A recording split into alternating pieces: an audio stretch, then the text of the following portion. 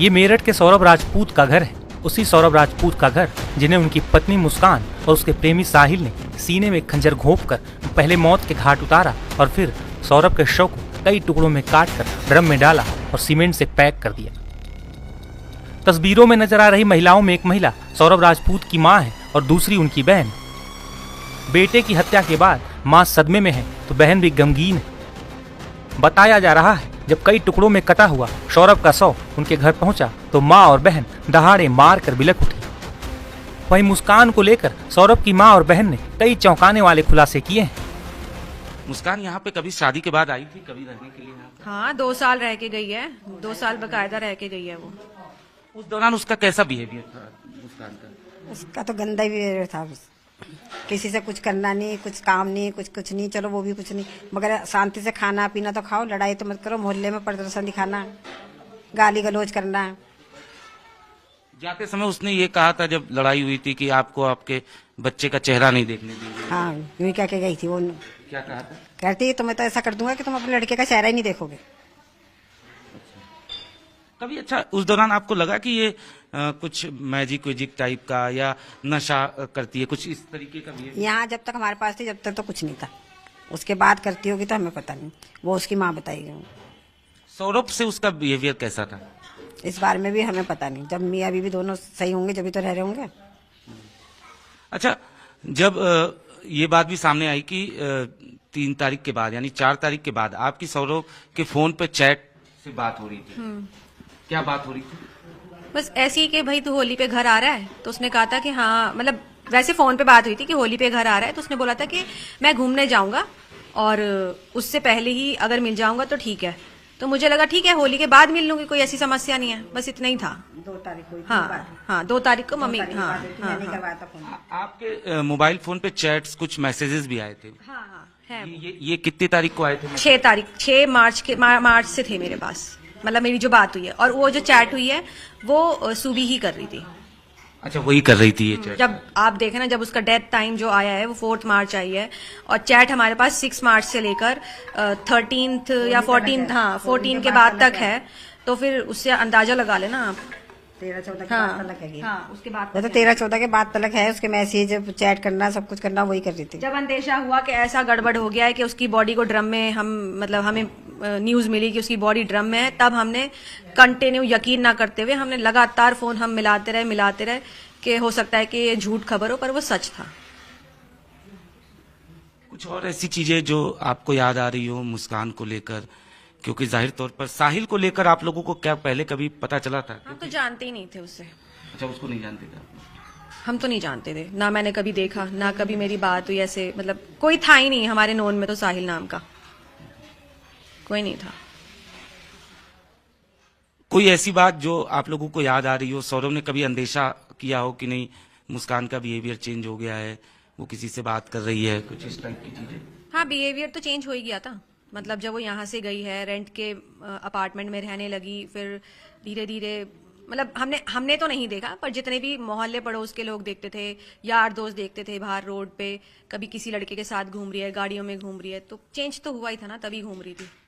इलाके के लोग ये भी कह रहे थे कि घर पे ना स्विगी, जोमेटो, बहुत सारे सामान जो हैं बाहर से ही आते थे, खासतौर पे खाने का सामान भी बाहर से आता था। हाँ, वो खाना वाना नहीं बनाती थी, वो कुछ नहीं करती थी। भैया लड़का 50,000 रुपये महीना भेज रहा है तो वो तो यही खाएगी, चूल्हा तो उसे जलाना नहीं है। एक खुद है, एक लड़की थी छोटी, तो क्या करती वो? जब उसको बनाना नहीं घर में तो बाहर से मंगा के तो खाएगी। जब उसको दिख रहा है कि आराम के पैसे आई ना मेरे पास, कैसे खर्च होंगे वो, इस मारे मंगा के खाती रहती थी वो। ना उसके माँ बाप कहते थे कभी कि हाँ भाई तुम खाना घर में पका लो या कुछ कर लो, कि भाई रोज रोज खाना तो अच्छी बात नहीं होती ना, आजकल कितनी बीमारियां चल रही है।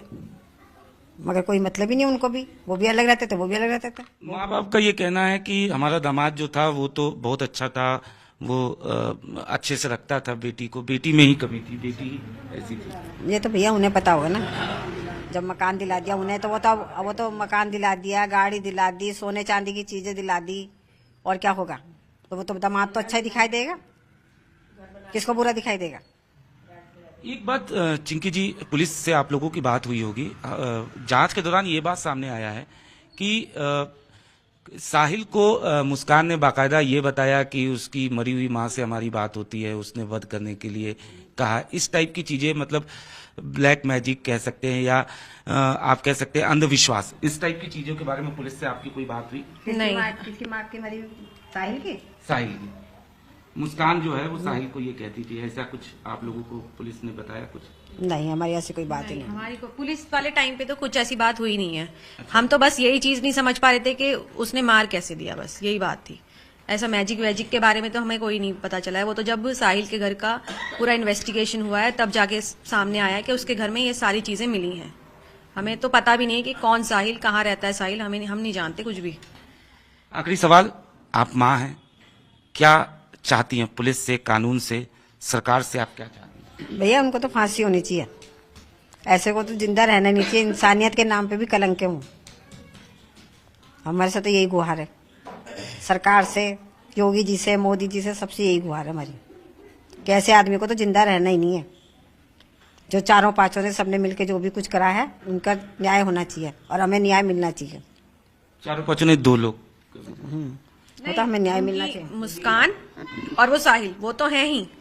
उसके मम्मी, उसके पापा, उसका भाई और उसकी बहन, वो भी मिले हुए थे। बिना किसी के मिले कोई काम नहीं हो सकता। माँ बाप ने शादी थी तभी तो इतना बड़ा कदम उठा लिया, नहीं तो कैसे कोई कदम उठा सकता है। जब हर चीज का उनको सपोर्ट था, मुस्कान को जो भी तो उसने करा, हर चीज का सपोर्ट था उसे कि तू कहाँ घूम रही है, जा रही है, तू लड़की क्यों रख रही है भाई अपने घर। वो लड़की छोड़ छोड़ के उनके पास चली जाती थी। शादी के समय जब सौरभ शादी कर रहे थे उस वक्त आप लोगों ने इसका विरोध किया था, आप लोगों ने क्या समझाया था, क्या? हमें समझाने समझने अगर हमने विरोध किया हुआ था, अगर विरोध करते हम, जब ये भागी थी, इसी के घर वालों ने हमारे ऊपर केस लगाया कि हम लेके भागे हैं। हमारे ऊपर पुलिस हमको प्रेशराइज कर रही थी। हम जगह जगह भागे भागे फिर रहे थे, टॉर्चर कर रही थी हमें पुलिस। अगर हम कल्परेट होते तो हम मतलब ये चीजें क्यों फेस करते? हुआ क्या था, मतलब वही मैं समझना चाह रहा था। नहीं, हुआ ये था कि लड़की खुद भाग के हमारे घर आई थी। हमारे घर में चुंगी पे, हाँ, मतलब चुंगी पे आई थी, चुंगी पे खड़ी थी वो। मतलब कुल मिला के मुस्कान ने प्रेशर बनाया था सौरभ से शादी करने शादी करने के लिए, ऐसा। यही बात थी। हाँ, यही था। वो सो रहा था, बाहर बुलाया उसको। हाँ, उसने फोन कर करके उसे बुलाया और वो चला गया। अब भगवान जाने उसकी भी बुद्धि सीधी थी। मना कर रहा था जाने हाँ। के लिए, तो कह रही नहीं, तू मुझे लेके चल। 2 मिनट बाद ही हमारे घर पे पुलिस आई है। बस वो घर से बाहर निकाल के निकला है और तुरंत हमारे घर पे पुलिस आ गई। उन्होंने हंगामा कर दिया। मेरे पापा को पुलिस ले गई उस चक्कर में उठा के। मैं तो ये कहूंगी भाई, जिस दिन से वो हमारे घर आई थी उसने तो हमें पुलिस दिखा दिया है और हम आज तक पुलिस ही देख रहे हैं। पुलिस थाना कर करके हम तो तंग आ गए हैं। न बहू का धर्म निभाया, न माँ का तो भूल ही गई। मोहल्ले की बैठी है लेडीज है, इनसे आप पूछ लो, आप इनसे भी पूछ लो कि कैसा व्यवहार था उसका, कैसा व्यवहार था, कैसे रहती थी। ऐसा कुछ नहीं है। पूछो, आप मम्मी ने इनसे बहू पूछो। बना के तो रखा ही नहीं था। मम्मी तो बेटी बना के रखती थी। हमारे यहाँ हर एक काम करती थी, हर एक काम। कोई नहीं करेगा जितना मैंने काम कर दिया। पहनाने से लेकर सारे शौक पूरे कराए हैं, सारे। कुछ और ऐसी बात जो आप बताना चाहती हैं? नहीं, बस मैं यही कहना चाहूंगी कि हमें इंसाफ चाहिए, बस। तो निश्चित तौर पर ये था परिवार जिनका साफ तौर पे कहना है कि इन्हें इंसाफ चाहिए।